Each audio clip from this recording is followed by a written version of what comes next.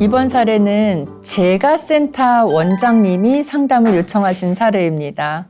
요양보호사, 재가센터라는 곳은 요양보호사를 어르신댁에 이렇게 보내드리고 그걸 관리해주는 역할을 하는 노인복지기관이에요. 근데 이곳에서 요양보호사들이 많은 활동들을 하고 있는데요. 요양보호사 중에 한 분이 할머님을 케어하러 할머님 댁을 다니고 있는 거예요. 이 대상 할머니는 77세가 되셨고 약간 치매가 있으시고, 근데 이 할머니는 성격적으로 되게 푸근한 할머니. 그런 거 있잖아요. 치매는 있으시지만 이렇게 호호 할머니 같은 분. 그래서 요양보호사가 이 케어를 해드려도 기분 좋게 해드리고 올 수 있는 그런 분이시래요. 근데 여기서 이제 문제가 생겼어요. 뭐가 문제냐면 할머니가 할아버지랑 두 분이 살고 계시는데 할머니는 푸근하신데 할아버지가 깐깐하신 거예요. 할머니 77세인데 할아버지는 83세세요. 연세 많으신데 할머니를 엄청 사랑하세요. 그래서 요양보호사가 오면 요양보호사를 하루 종일 할머니가 따라다니시는 게 아니라 할아버지가 따라다니시는 거예요. 왜 따라다니시냐면 혹여라도 이 요양보호사가 할머니에게, 내 아내에게 좀 허술하게 할까 봐. 그거를 하나하나 일일이 깐깐하게 체크를 하고 하나하나 간섭을 하시고 이거는 왜 이렇게 했느냐, 이거는 뭐에 도움이 돼서 이렇게 해주는 거냐 일일이 다 물어보고 하니까 요양보호사 입장에서는 이 집 한 번 갔다 오면 다른 집 3번, 4번 갔다 오는 것만큼 힘들다는 거죠. 그래서 이 집이 기피 대상이 됐대요. 그러니까 요양보호사들이 갔다 오면 원장님 저는 거기는 못 가겠어요. 이렇게 얘기를 하는 거예요. 그래서 자그마치 보름 사이에 요양보호사가 4명이 교체가 됐다고 합니다. 15일 사이에 요양보호사 4명이면 한 사람이 나흘도 못한 거죠. 그래서 이렇게 되다 보니까 너무 어려워졌고요. 거기 가서 일을 하고 온 요양보호사들이 1명씩 2명씩 아예 일을 그만두기 시작하더래요. 그래서 새로운 요양보호사를 그 댁에 보내드려야 되는데 요양보호사들 사이에 이미 소문이 나버려서 새로운 요양보호사들도 그 집이 얼마나 힘든 집이라는 거를 알고 있는 거예요. 그래서 너도 나도 마다하고 안 가겠다고 얘기를 하는 거죠. 이 원장님은 난감해졌어요. 대상 집이니까 가드려야 되는데 아무도 안 가겠다고 하니까 어떻게 해요? 그래서 한동안은 또 못 보내드렸다고 합니다. 못 보내드리고 있으니까 이 할아버지가 걱정이 되잖아요. 그래서 자꾸 원장님한테 전화를 하는 거예요. 원장님 왜 요양보호사 안 옵니까? 하고 전화를 하니까 시급할 때마다 평소에는 못 가드리지만 급할 때는 요양보호사가 이 원장님이 달려가는 거예요. 어쩔 수 없이.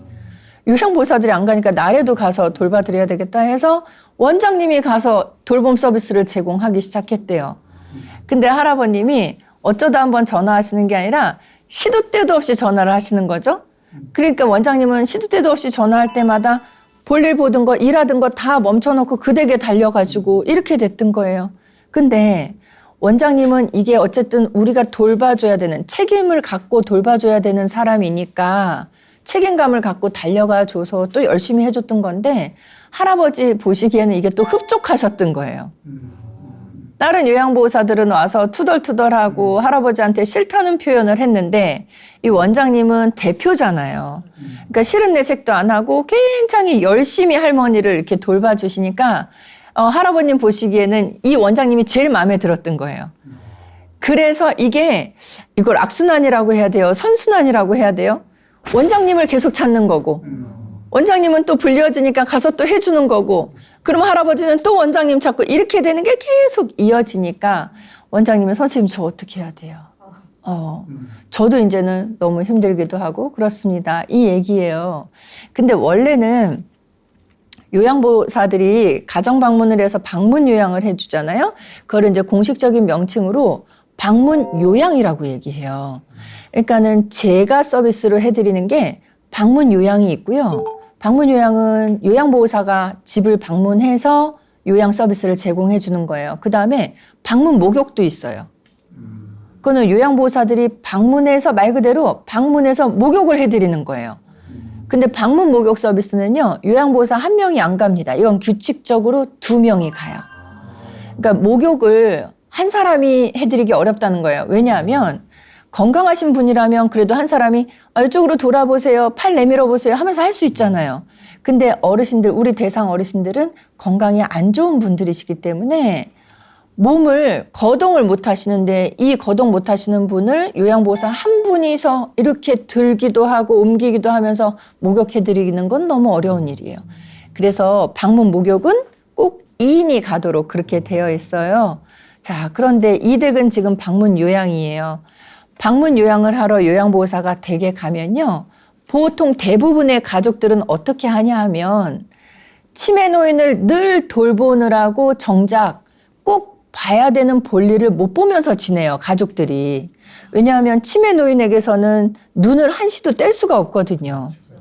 막 가스불을 켜놓고 저쪽에 가 계시기도 하고 뭔가 물건을 밖으로 집어 던지기도 하고 막 이러기 때문에 위험해서 치매 노인을 돌보는 가족들은 한시도 눈을 못 떼니까 은행 볼 일도 못 봐요.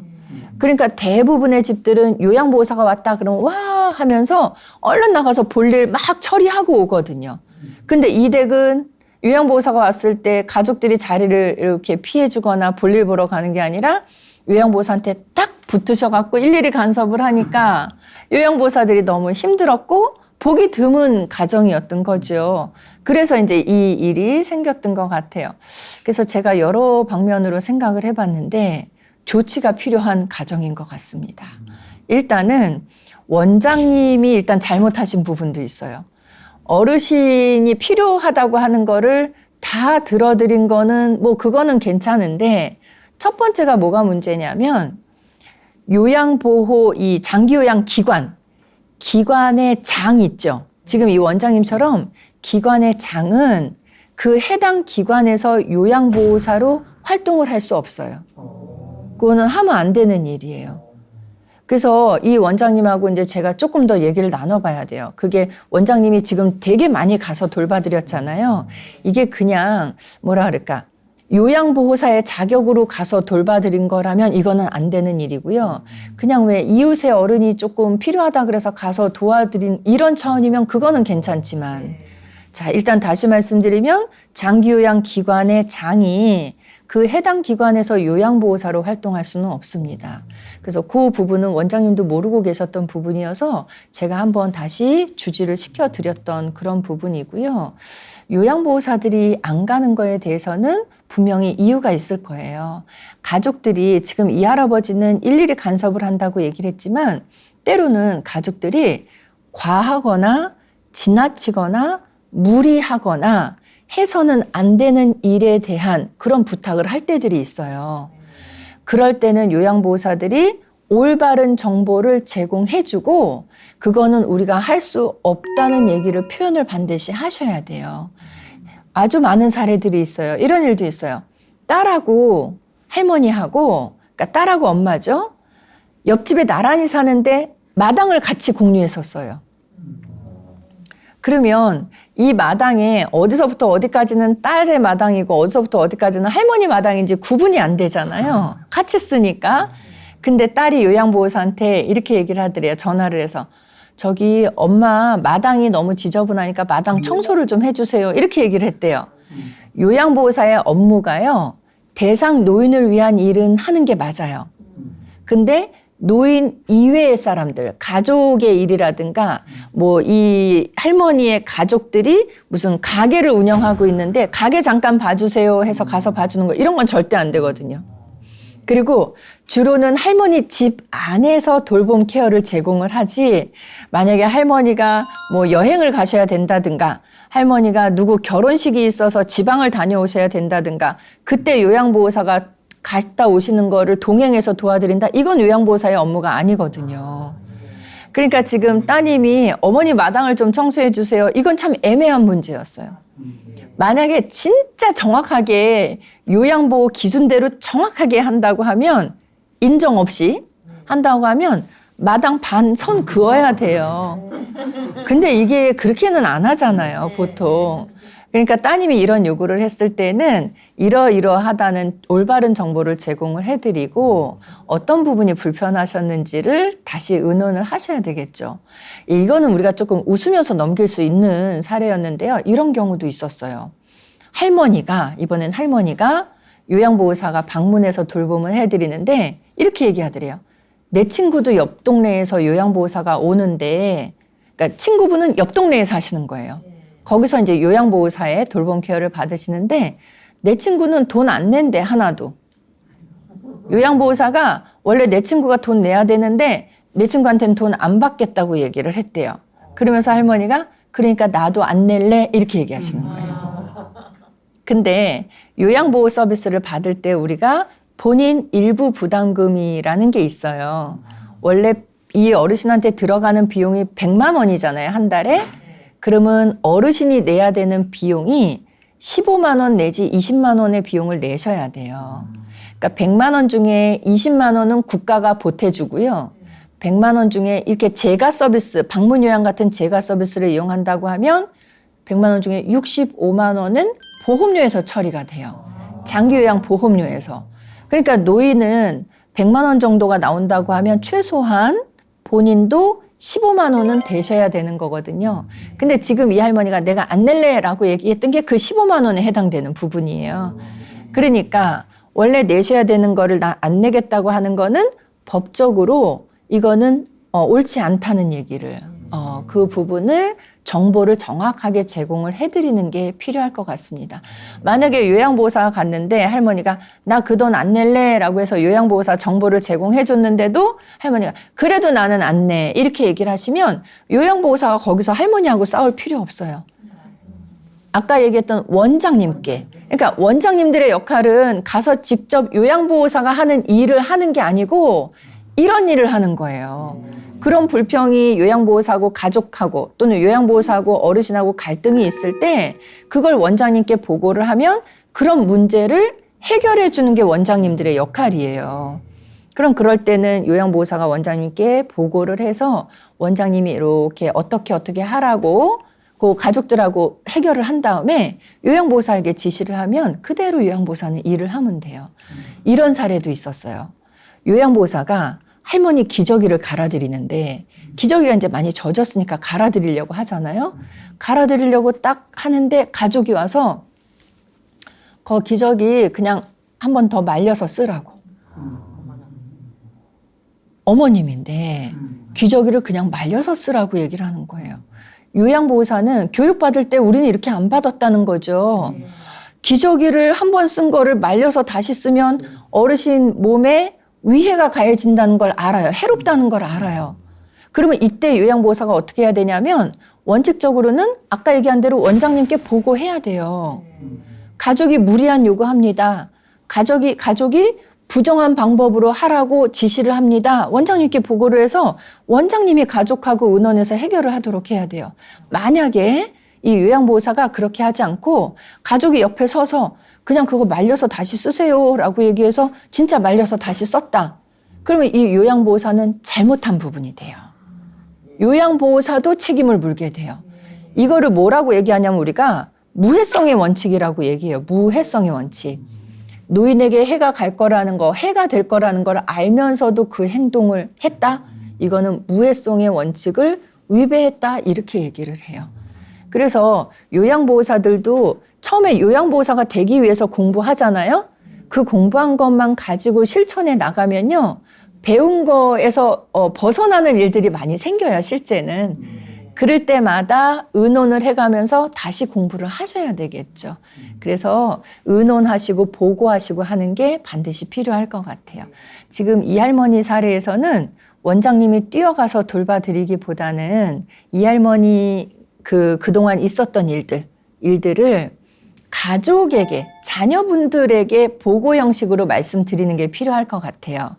그래서 할아버님이 이렇게 일일이 간섭하시고 할아버님 뜻대로 계속 지시를 하시고 한다면 앞으로는 요양보호사가 더 이상 이 댁에 가기 어려울 것 같다는 얘기를 가족들에게 넌지시 해주셔서 가족의 협조를 요청하시는 게 일단 필요할 것 같고요. 그 다음에 저는 또 하나는 할머니는 77세인데 할아버지가 83세잖아요. 근데 일일이 요양보호사를 계속 따라다니고 계속 잔소리하고 계속 간섭을 하신다라는 대목에서 어떤 측면에서는 할아버님을 건강검진을 한번 해드리는 건 어떨까 하는 생각을 해봤어요. 할아버님이 인지기능이 조금 손상되고 있을 수도 있고 또 치매가 지금 시작되는 걸 수도 있고 우리가 다양한 그 가능성에 대해서는 생각을 해봐야 되거든요. 그래서 그 부분에 대해서도 언지를 드렸습니다. 그래서 앞으로 원장님이 아마 가족하고 의논하셔서 이 일을 슬기롭게 대처하실 수 있지 않았을까 하는 그런 생각도 해봤습니다. 요양보호사분들 참 어렵죠. 이런 거는 있어요. 만약에 할아버지가 깐깐한 거 말고 이 할머니가 원래는 푸근하다고 했죠. 근데 할머니가 푸근하지 않고 요양보호사가 가서 돌봐드리려고 딱 갔는데 할머니가 성격이 굉장히 폭력적이고 받아들이지 않고 욕도 하고 막 때리기도 하고 이러신다. 그러면 그럴 때는 요양보호사가 그 집에 못 가요. 못 가겠죠? 근데 그 할머니의 성격을 품어주고 받아줄 수 있는 사람은 가족밖에 없더라. 그러면 그럴 때는 할머니를 가족이 돌봐요. 가족이 돌보게 해요. 이때의 가족은 요양보호사 자격증이 없어도 돼요. 그러니까 할머니는 요양보호의 돌봄을 받을 자격이 되셨는데 등급도 받고 해서 되셨는데 성격적으로 워낙 이게 독특하셔서 다른 사람이 이 할머니를 돌보기 어렵다. 여기서 다른 사람은 요양보호사겠죠. 타인이 이 할머니를 돌보기 어려우면 그럴 때는 가족이 돌보고 그 대신 이 가족이 돌보는 거에 대한 비용을 내려보내주는 그런 제도가 있어요. 예, 물론 이제 이게 문제가 있어서 없어질 거라는 얘기들이 많이 계속 있기는 하지만 그런 걸 뭐라 그러냐면 우리가 재가급여, 재가로 서비스 제공해드리는 게 있고 장기요양에서 하나는 어르신이 시설에 들어가셔서 시설에서 서비스 받으시는 게 있어요. 원래 노인 장기요양보험은 이 큰 두 가지를 염두에 두고 만든 거예요. 즉 일상생활을 혼자 못하는 어른을 집에 사시게 하시면서 돌봐드리든가 아니면 안전하게 시설로 모셔서 돌봐드리든가 어쨌든 돌봐드리는 게 장기요양보험의 취지예요. 근데 이런 데에서 돌봐드리기 어려운 아까 같은 그런 성격의 독특한 노인이라고 하면 가족이 돌볼 수밖에 없잖아요. 그럴 때는 특별히 현금으로 지원을 해드리겠습니다 하는 그런 일부의 제도들도 장기요양 제도 안에 들어있기는 있습니다. 그래서 그런 부분들도 선생님들이 조금 염두에 두시고 생각하시면 도움이 될 것 같습니다. 자, 두 번째 사례는 요양보호사와 관련된 사례를 말씀드리면서 장기요양보험제도에 대한 정보도 살짝 언급을 해드렸습니다. 이번 사례 함께 보시면서 궁금하신 점 있으시면 질문 주시면 답변 드리겠습니다. 말씀하시죠. 네, 제 주변에는 요양보호사 공부를 하고 시험을 쳐서 자격증을 취득하신 분들이 많으신데요. 저에게도 꼭 자격증을 따놓으라고 말씀들을 하세요. 그럼 저는 그 요양보호사 공부를 해야 될지 말아야 될지 좀 고민스럽습니다. 그렇죠. 이 요양보호사 공부하는 분들이 시간이 지나면서 점점 너무너무 많아지고 있어요. 많아지는데 많아짐에도 불구하고 계속 이 분들이 공부를 하는데 저는 그런 생각을 해요. 요양보호사 공부하신 분들이 이런 얘기들 많이 하세요. 밖에서 공부 안 할 때 밖에서 요양보호사라는 거 이거를 생각했을 때 하고 안에 내가 들어와서 직접 배울 때 하고는 완전히 다릅니다. 이게 나중에 내가 요양보호사로 일을 하게 될 수도 있죠. 그때 일하는 데 도움이 되는 내용들이기도 하지만 나이 들어 가잖아요. 누구나.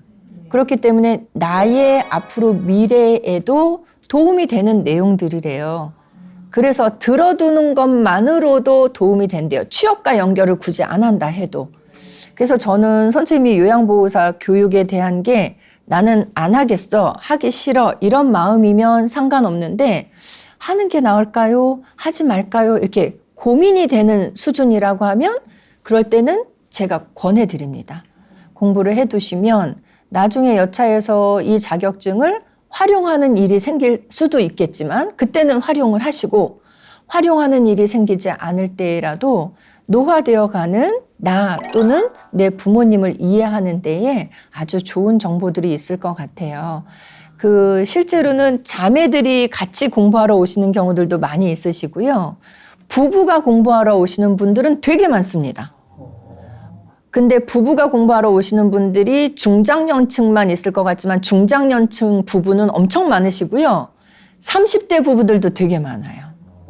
그래서 저는 부부 또 형제 자매 이렇게 가족들 중에서 몇몇 분이 함께 공부하시는 거 아주 좋은 방법이라고 생각을 해요. 제가 요양보호사로 활동을 하시면서 오래 활동하셨던 분들하고 얘기를 나눠볼 기회가 있었어요. 근데 그 중에서 몇몇 분이 이런 얘기를 해요. 노인 한 분을 대상으로 지금 10년이 넘게 케어를 해드리고 있대요. 그 얘기는 요양보호사로서 활동을 하는 게 10년 넘게 활동했다는 것도 대단한 일이지만 한 분을 대상으로 10년 넘게 돌봐드리고 있다는 건 서로 복을 받으신 거다 이렇게 말씀을 드렸어요. 그래서 요양보호사를 잘 만나는 거 또 요양보호사가 가족을 잘 만나는 거는 서로에게 굉장히 행운이 되는 그런 일이 아닌가 하는 생각을 해봅니다. 선생님 기회가 닿으시면 시간 내셔서 요양보호사 공부 해보시기를 권해드립니다.